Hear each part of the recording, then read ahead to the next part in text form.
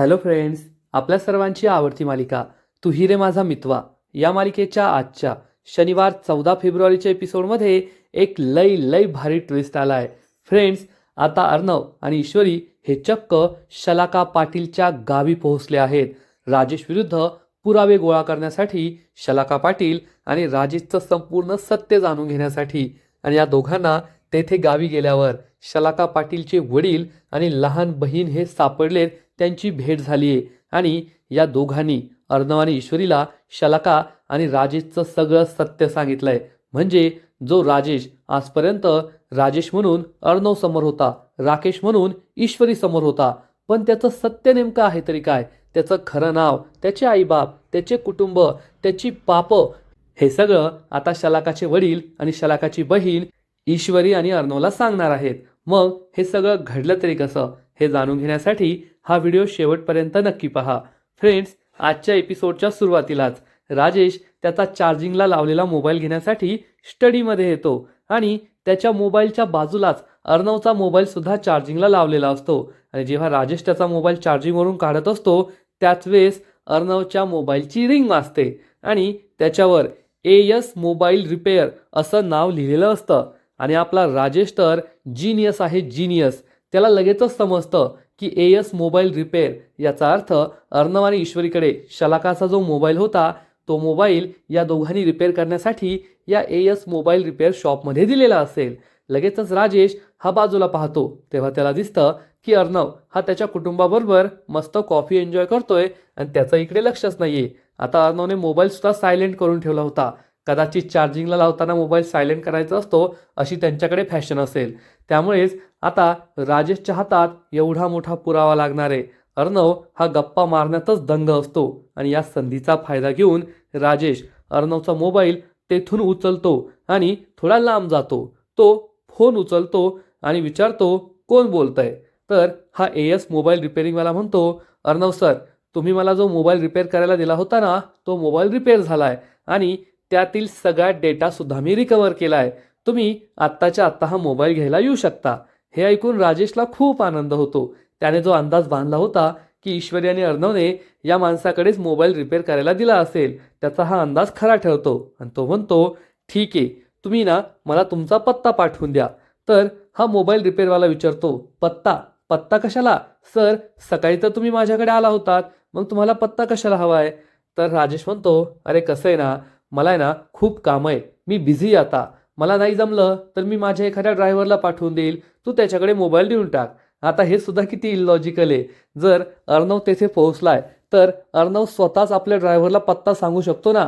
त्याला या मोबाईल रिपेअरवाल्याकडून पत्ता मागून घ्यायची काय गरज आहे? पण ते सुद्धा इथे इलॉजिकलच आहे. आणि हा मोबाईल रिपेअरवाला म्हणतो, ठीक आहे साहेब, मी तुम्हाला पत्ता पाठवून देतो. आता हा मोबाईल रिपेअरवाला पत्ता व्हॉट्सॲपवर पाठवेल आणि ते अर्णवच्या व्हॉट्सॲपमध्ये येईल. आता राजेश मोबाईल तर रिसीव करू शकतो, पण मोबाईलचं लॉक उघडल्याशिवाय अर्णवच्या व्हॉट्सॲपमध्ये तो कसा जाऊ शकतो हा सुद्धा एक मोठा प्रश्नच आहे. पण राजेश खुश होतो आणि फोन कट करतो आणि विचार करतो, आता तर सगळी बाजीच पलटली आहे आणि आता मला सगळं काही मिळणार, शलाकाचा मोबाईल मिळणार आणि सगळ्यात मोठा पुरावा माझ्या हातात असेल, त्या चिंटू आणि जिलबीच्या हातात नाही. असा विचार करून राजेश खूप खुश होतो आणि पाहता पाहता रात्र होते.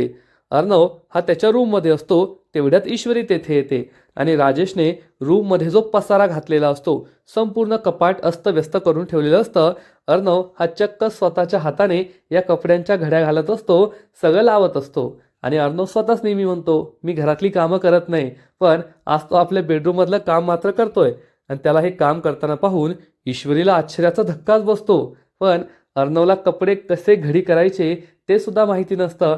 त्यामुळे त्याने सगळं विचित्र पद्धतीनेच घडी केलेले असतात आणि कपाटात विचित्र पद्धतीने कपडे लावलेले असतात.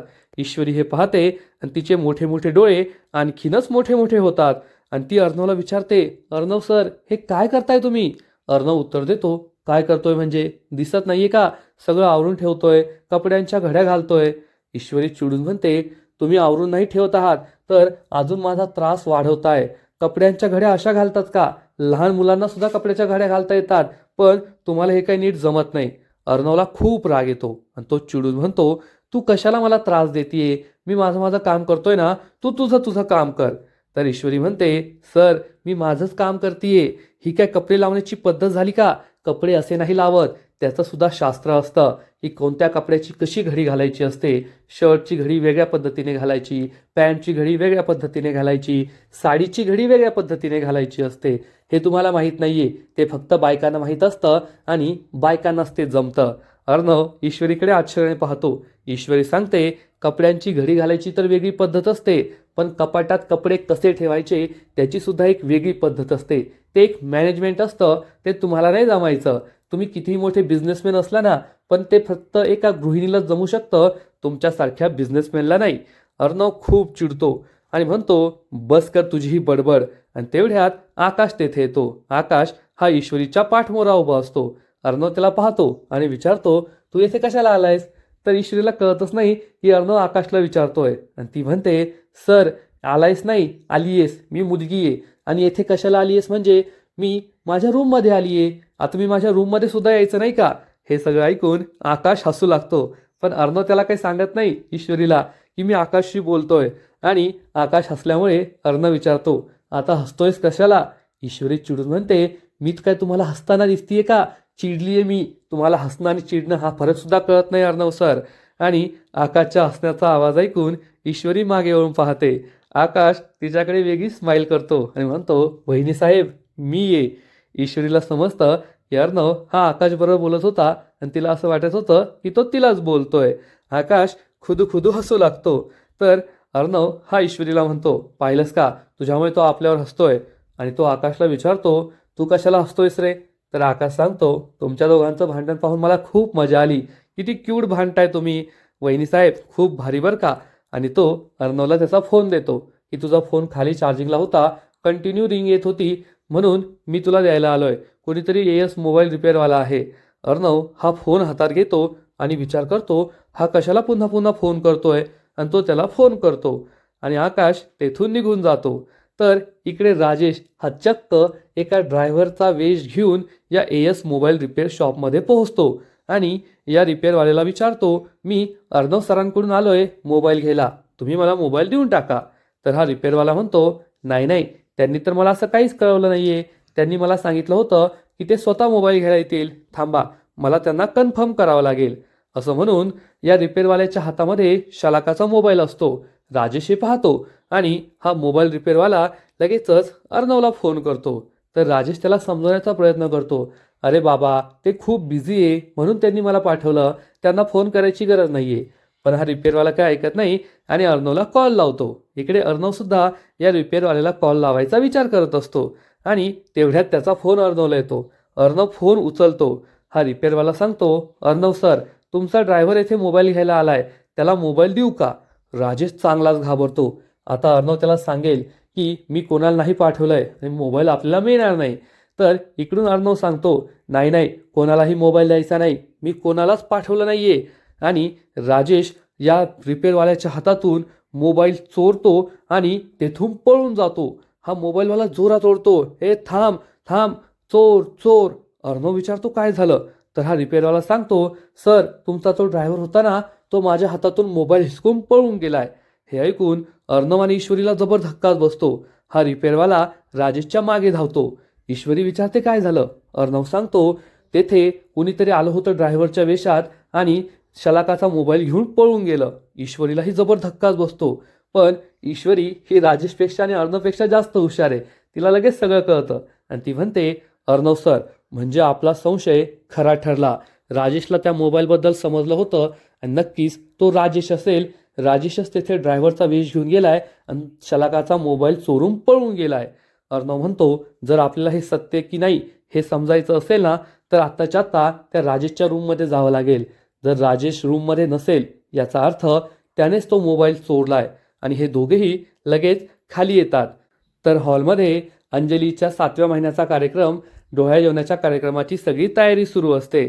आणि हे दोघे धावत पळत रूममध्ये जाणार, राजेशच्या रूममध्ये जाणार.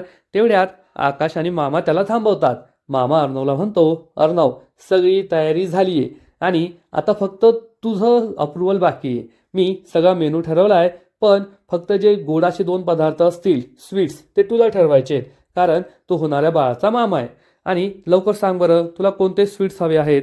आजीसुद्धा तेथे असते. पण अर्णव आणि ईश्वरीला मात्र राजेशच्या रूममध्ये जायचं असतं. त्यामुळे अर्णव इंटरेस्टेड नसतो आणि सांगतो, मामा आता मला आहे ना खूप महत्त्वाचं काम आहे, हे सगळं मी नंतर ठरवेल. तर मामा विचारतो, नेमकं काय झालंय? अर्णव सांगतो, आम्हाला जिजूच्या रूममध्ये जायचंय. त्यामुळे सगळ्यांनाच आश्चर्य वाटतं. आजी सांगते, जावई बापू तर रूममध्ये आहे, तुला त्यांच्याकडे काय काम आहे? तर अर्णव म्हणतो, आहे एक महत्त्वाचं काम. असं म्हणून अर्णव आणि ईश्वरी हे राजेशच्या रूममध्ये निघून जातात. त्यामुळे आकाश, मामा, आजी यांना खूप काळजी वाटते की अर्णव एवढ्या टेन्शनमध्ये का आहे आणि जावई बापूंकडे त्यांचं काय काम आहे. आणि इकडे अर्णव आणि ईश्वरी हे राजेशच्या रूमजवळ पोहोचतात आणि रूमचा दरवाजा जोरजोरात वाजू लागतात. पण राजेश काही दरवाजा उघडत नाही. ईश्वरी म्हणते, सर मला पूर्ण खात्री आहे राजेश रूममध्ये नसेल, राजेशनेच तो मोबाईल चोरला असेल.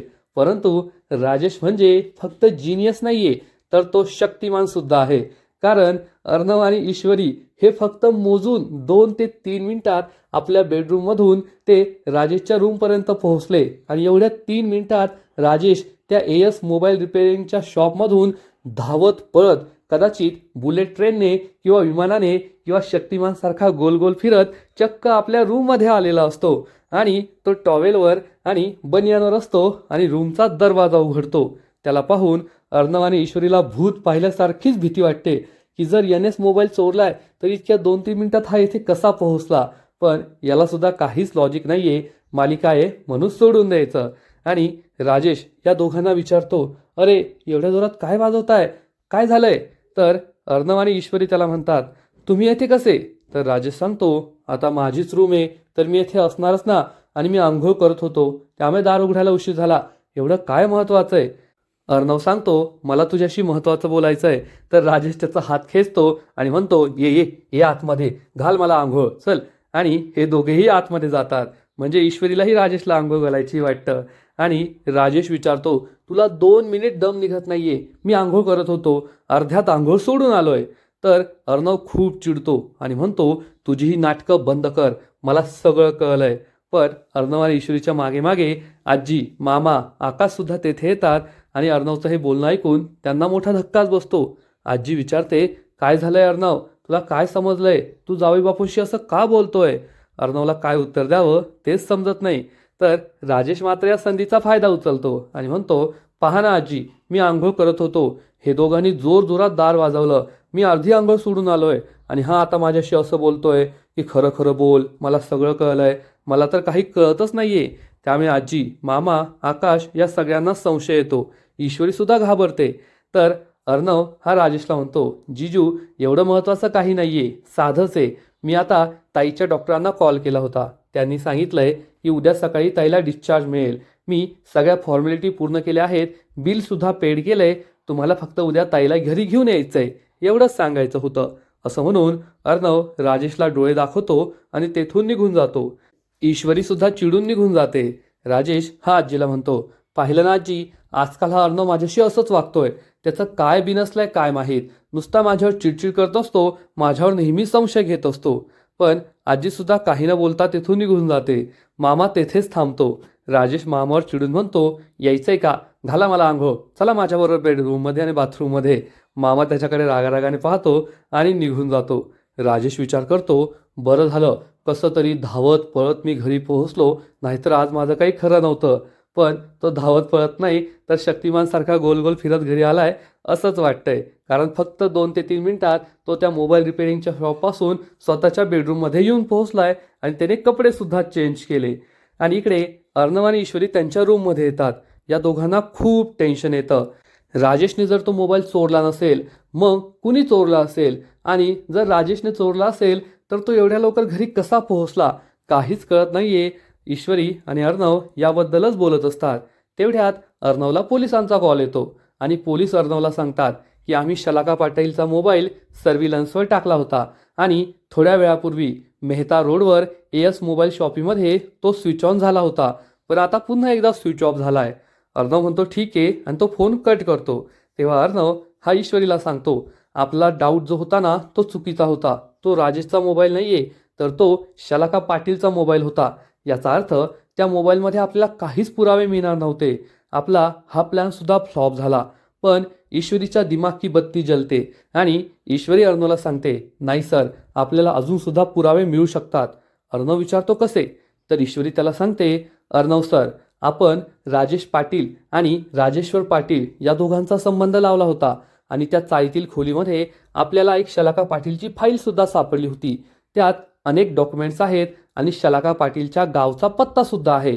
जर राजेश्वर पाटील आणि राजेश हे दोन एकच व्यक्ती असतील तर शलाका पाटीलच्या गावामध्ये सगळ्या लोकांना या राजेशबद्दल माहिती असेल. त्यांच्या लग्नाचे फोटो किंवा हा राजेश्वर पाटील कोण आहे, त्याचं कुटुंब, त्याची सगळी स्टोरी गावकऱ्यांना माहीत असेल. आणि मग जर आपण शलाका पाटीलच्या गावी गेलो तर आपल्याला खूप सारे पुरावे मिळू शकतात आणि या राजेशला आपण कायमची अद्दल घडवू शकतो. हा प्लॅन अर्णवला सुद्धा खूप आवडतो. ईश्वरी म्हणते, सर, आपण आत्ताच्या आत्ता निघूया. तर अर्णव तिला थांबवतो आणि म्हणतो, नाही ईश्वरी, आपण आत्ता कसे जाऊ शकतो? उद्या तर ताईच्या 7व्या महिन्याचा कार्यक्रम आहे, डोहाळे जेवणाचा कार्यक्रम आहे. ईश्वरी अर्णवला समजून सांगते, नाही सर, आपण अजून नाही थांबू शकत, कारण आपण जर इथे थांबलो तर राजेश हा सगळे पुरावे नेस्तनाबूत करून टाकेल, सगळे पुरावे गायब करेल आणि मग आपल्या हातात काहीच राहणार नाही. आपण जर आत्ता निघालो ना तर उद्या संध्याकाळपर्यंत डोहाळे जेवणाच्या कार्यक्रमापर्यंत येथे पोहोचू शकतो. तुम्हीच चला माझ्याबरोबर, मी तुमच्याबरोबर आहे, काळजी करू नका. असं म्हणून अर्णव, ईश्वरी हे दोघे एकमेकांचा हात हातामध्ये घेतात. तेव्हा अर्णवला हिंमत येते आणि हे दोघेही आपली पर्स, आपली बॅग घेऊन घराबाहेर निघतात. पण त्याच वेळेस आजी ही घरातील देवळातून आपल्या बेडरूममध्ये जात असते आणि अर्णव ईश्वरीला बाहेर जाताना पाहून ती विचारते, एवढ्या रात्री तुम्ही दोघे कुठे जाताय? मध्यरात्र होत आलीये. तर अर्णव आजीला सांगतो, आम्ही पुण्याला चाललोय. आजी विचारते, एवढ्या रात्री? ऑफिसचं काही काम असेल तर उद्या सकाळीही जाता येईल ना? तर अर्णव सांगतो, नाही आजी, ऑफिसचं काम नाहीये, माझा एक पुण्याचा मित्र आहे ना, त्याचा अपघात झालाय, त्याला आम्ही भेटायला जातोय. आजी विचारते, काही सिरियस नाहीये ना? अर्णव सांगतो, नाही काही सिरियस नाहीये, पण उद्या ताईचं डोहाळे जेवण सुद्धा आहे ना, त्यामुळे आम्हाला लवकर परत यायचंय.